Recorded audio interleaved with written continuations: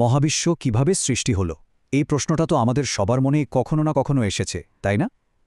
আজকের এই এক্সপ্লেনারে আমরা ঠিক এই বিষয়টাই জানব, তবে একটু অন্যভাবে। আমরা ডুব দেব প্রাচীন ভারতের অন্যতম বিজ্ঞানসম্মত দর্শন, সাংখ্য দর্শনে। ভাবলে অবাক হতে হয়, কোনোরকম আধুনিক প্রযুক্তি ছাড়াই সেকালের ঋষিরা মহাবিশ্বের উৎপত্তির এই বিশাল রহস্য কিভাবে ভেদ করেছিলেন। চলুন আজ সেটাই এক্সপ্লোর করা যাক। একদিকে যেমন মহাবিশ্বের রহস্য খুঁজতে নাসার হাবল বা জেমস ওয়েব টেলিস্কোপ কিংবা ইসরোর অ্যাস্ট্রোস্যাটের মতো অত্যাধুনিক সব স্যাটেলাইট দিনরাত কাজ করে চলেছে, ঠিক অন্যদিকে একটু পিছিয়ে গিয়ে যদি দেখি, আজ থেকে প্রায় ৫,০০০ বছর আগে আমাদের প্রাচীন ঋষিরা কিন্তু কোনো বাহ্যিক যন্ত্রের সাহায্য নেননি। তারা কেবল গভীর ধ্যান আর প্রকৃতিকে নিখুঁতভাবে অবজার্ভ করেই এই একই রহস্যের সমাধান করেছিলেন। ব্যাপারটা আক্ষরিক অর্থেই বিস্ময়কর। তো আজকের এই পুরো আলোচনাটাকে আমরা ৬টা মূল ভাগে ভাগ করেছি। সাংখ্য দর্শনের একদম বেসিক ভূমিকা থেকে শুরু করে এর ইতিহাস, সৎকার্যবাদের মূল নীতি, কার্যকারণ তত্ত্ব, প্রকৃতির ৩টে গুণ আর সবশেষে পুরুষ বা মহাজাগতিক চেতনার ধারণা, এই সব কিছুই আমরা একে একে কভার করব। চলুন শুরু করা যাক আমাদের প্রথম পর্ব, সাংখ্য দর্শনের ভূমিকা। ৪ বেদ আর উপনিষদের নির্যাস থেকে তৈরি এই দর্শন কিন্তু ভীষণভাবে লজিক্যাল আর বিজ্ঞানসম্মত। এই দর্শনের গভীরতা যে কতখানি তার একটা ছোট্ট উদাহরণ দিই। নোবেলজয়ী বিখ্যাত কবি টি.এস. এলিয়েট পর্যন্ত এই প্রাচীন ভারতীয় দর্শনের অসীম গভীরতা দেখে রীতিমতো মুগ্ধ হয়েছিলেন। তিনি তো বলেই ফেলেছিলেন যে ভারতীয় ঋষিদের এই সূক্ষ্ম চিন্তাধারার কাছে ইউরোপীয় দার্শনিকদের নাকি নেহাতি স্কুল ছাত্র বলে মনে হয়। এর থেকেই বোঝা যায় এই দর্শন ঠিক কতটা যৌক্তিক হতে পারে। সনাতন ধর্মে মূলত কর্ম, জ্ঞান আর ভক্তি, এই ৩টি পথের কথা বলা হয়, আর এর উপর ভিত্তি করে গড়ে উঠেছে মোট ৬টি দর্শন। সাংখ্য দর্শন তার মধ্যে অন্যতম। কিন্তু এখানে সবচেয়ে ইন্টারেস্টিং ফ্যাক্টটা কি জানেন? সাংখ্য দর্শন কিন্তু মূলত অজ্ঞেয়বাদী, বা বলা যায় অ্যাগনস্টিক। মানে ঈশ্বরী যেই মহাবিশ্ব সৃষ্টি করেছেন, এই দর্শনে সেটা সরাসরি বিশ্বাস করা হয় না। তা সত্ত্বেও সনাতন ধর্মের সম্মান কিন্তু সর্বোচ্চ স্তরের। এমনকি স্বয়ং ভগবান শ্রীকৃষ্ণ গীতায় এর ভূয়সী প্রশংসা করেছেন। এবার আসা যাক দ্বিতীয় পর্বে, এর উৎপত্তি এবং ঐতিহাসিক ভিত্তি। চলুন দেখেনি ঠিক কিভাবে শতাব্দীর পর শতাব্দী ধরে গুরু শিষ্য পরম্পরায় এই অমূল্য জ্ঞান আমাদের কাছে এসে পৌঁছেছে। ইতিহাসের পাতা উল্টোলে আমরা দেখতে পাব প্রায় ৭০০ খ্রিস্টপূর্বাব্দে কপিল মুনি এই দর্শনের প্রতিষ্ঠা করেন। তাকে কিন্তু বিষ্ণুর পঞ্চম অবতার হিসেবেও মানা হয়। তো তার লেখা সাংখ্য প্রবচন সূত্র হয়তো কালের নিয়মে হারিয়ে গেছে, কিন্তু এই জ্ঞান হারিয়ে যায়নি। এটা মৌখিকভাবে ঋষি আশুরি লাভ করেন।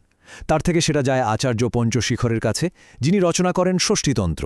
আর এভাবেই হাত ঘুরতে ঘুরতে ৩০০ খ্রিস্টপূর্বাব্দ নাগাদ আচার্য ঈশ্বরকৃষ্ণ রচনা করেন সাংখ্যকারিকা, যেটা আজও এই দর্শনের সবচেয়ে নির্ভরযোগ্য আর জনপ্রিয় টেক্সট।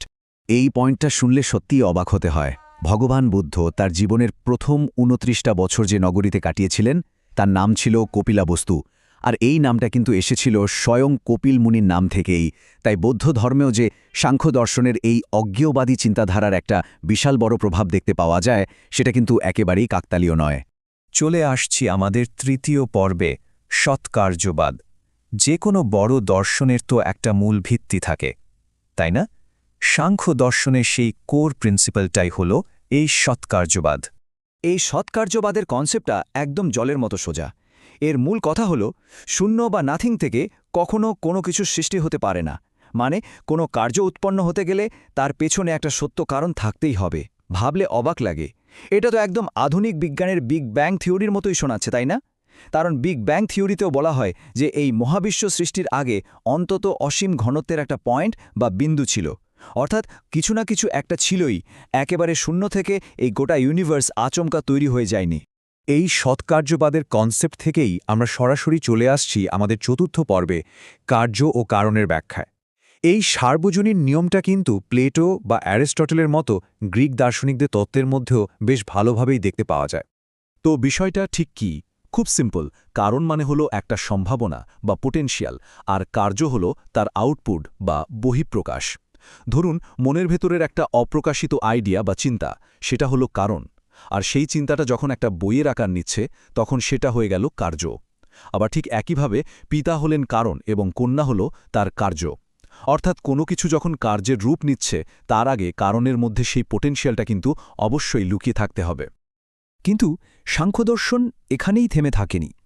তারা কারণকে আরও গভীরে গিয়ে দুটো ভাগে ভাগ করেছে, নিমিত্ত কারণ আর উপাদান কারণ। ধরুন একটা মাটির পাত্র তৈরি হচ্ছে। এখানে যে কুমোর পাত্রটা বানাচ্ছেন তিনি হলেন নিমিত্ত কারণ, আর যে কাদা মাটিটা দিয়ে তৈরি হচ্ছে সেটা হলো উপাদান কারণ। কপিল মুনির লজিকটা ঠিক এখানেই মাস্টার স্ট্রোক।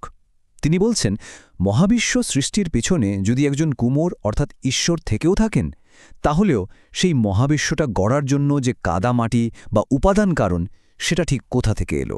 আর এই মহাজাগতিক কাদা মাটি বা আল্টিমেট মেটেরিয়ালটা খুঁজতে গিয়েই আমরা এসে পড়ি আমাদের পঞ্চম পর্বে, প্রকৃতি এবং এর 3টি গুণ। একটা জিনিস পরিষ্কার করে নেওয়া দরকার, সাংখ্য দর্শনে প্রকৃতি বলতে কিন্তু আমাদের চারপাশের এই গাছপালা নদী নালাকে বোঝায় না। কথার মানে হলো আগে, আর কৃতি মানে হলো কার্য, অর্থাৎ কোনো কার্য বা সৃষ্টির ঠিক আগে যে মূল উপাদানটা ছিল সেটাই হলো মূল প্রকৃতি। এটা একদম অসীম, নিরাকার। এই প্রকৃতির গর্ভেই যেহেতু সবকিছুর সম্ভাবনা লুকিয়ে থাকে, তাই একে প্রধান, সর্বগর্ভা বা জগৎজননী বলেও ডাকা হয়। প্রাচীন ঋষিরা চারপাশটা খুব গভীরভাবে অবজার্ভ করে দেখলেন যে এই গোটা মহাবিশ্বের মধ্যে 3টে বেসিক গুণ কাজ করছে: আলো, গতি আর অন্ধকার। মানুষের স্বভাবের দিকে তাকালেও আমরা আনন্দ, চঞ্চলতা আর হতাশা এই 3টে দিক দেখতে পাই। যেহেতু কার্য বা এই মহাবিশ্বের মধ্যে এই বৈশিষ্ট্যগুলো আছে, তাই কারণ বা মূল প্রকৃতির মধ্যেও এই গুণগুলো থাকতে বাধ্য। এগুলোকেই বলা হয় প্রকৃতির 3 গুণ: সত্য অর্থাৎ উজ্জ্বলতা বা আনন্দ, রজ অর্থাৎ গতি বা চঞ্চলতা, এবং তম অর্থাৎ অন্ধকার বা নিষ্ক্রিয়তা। এটা ঠিক ওই কম্পিউটারের স্ক্রিনের RGB কালার মডেলের মতো। যেমন রেড, গ্রিন আর ব্লু এই 3টের নানা কম্বিনেশনে দুনিয়ার সব রং তৈরি হয়, ঠিক তেমনি এই 3টে গুণের বিভিন্ন মিশ্রণে আমাদের এই গোটা মহাবিশ্ব তৈরি হয়েছে। তবে এখানে কিন্তু একটা বিশাল বড় ক্যাচ আছে। এই মূল প্রকৃতির মধ্যে অসীম সম্ভাবনা থাকলেও তার নিজস্ব কোনো ইন্টেলিজেন্স বা চেতনা নেই। সাংখ্যের ভাষায় প্রকৃতি হলো একদম জড়ো একটা বস্তু। গুণগুলো এর মধ্যে একটা পারফেক্ট ব্যালেন্সে বা সাম্যাবস্থায় সুপ্ত থাকে। এখন প্রকৃতির যেহেতু নিজস্ব কোনো মস্তিষ্ক নেই, তাই সে নিজে নিজে কখনোই ঠিক করতে পারে না যে কোন গুণটা ঠিক কতটা অনুপাতে মেশালে এই মহাবিশ্বটা তৈরি হবে। তাহলে প্রশ্ন হল, প্রকৃতি যদি নিছকই একটা অচেতন জড় পদার্থ হয়, তাহলে সৃষ্টিটা হলো কি করে? এই সৃষ্টির সেই আসল স্ফুলিঙ্গটা ঠিক কোথা থেকে এলো? চলুন দেখি আমাদের 6ষ্ঠ পর্বে, পুরুষ এবং মহাজাগতিক চেতনা। প্রকৃতির মধ্যে যে জিনিসটার অভাব ছিল সেটাই হল পুরুষ। এখানে পুরুষ মানে কিন্তু কোনো জেন্ডার বা লিঙ্গকে বোঝানো হচ্ছে না, বরং একে বলা যেতে পারে সেই অনন্ত মহাজাগতিক চেতনা বা কসমিক কনশাসনেস। প্রকৃতির ওই 3টে গুণের ব্যালেন্সটা ভেঙে দিয়ে সৃষ্টির প্রসেসটা স্টার্ট করার জন্য ঠিক এই চেতনার সংস্পর্শটাই সবচেয়ে বেশি দরকার ছিল। আর ঠিক এখান থেকেই উঠে আসে সাংখ্য দর্শনের বিখ্যাত দ্বৈতবাদ বা ডুয়ালিজমের কনসেপ্ট। পুরো ব্যাপারটা যদি সামারাইজ করি, তাহলে মহাবিশ্বের অস্তিত্ব আসলে দুটো মূল পিলারের ওপর দাঁড়িয়ে আছে। একদিকে রয়েছে প্রকৃতি, মানে সেই অসীম মূল উপাদান বা কাদামাটি যার নিজস্ব কোনো চেতনা নেই, আর অন্যদিকে রয়েছে পুরুষ, অর্থাৎ সেই মহাজাগতিক চেতনা বা অনুঘটক যার ছোঁয়ায় প্রকৃতির গুণগুলো অ্যাক্টিভ হয়ে ওঠে আর শুরু হয় এই মহাজাগতিক সৃষ্টি।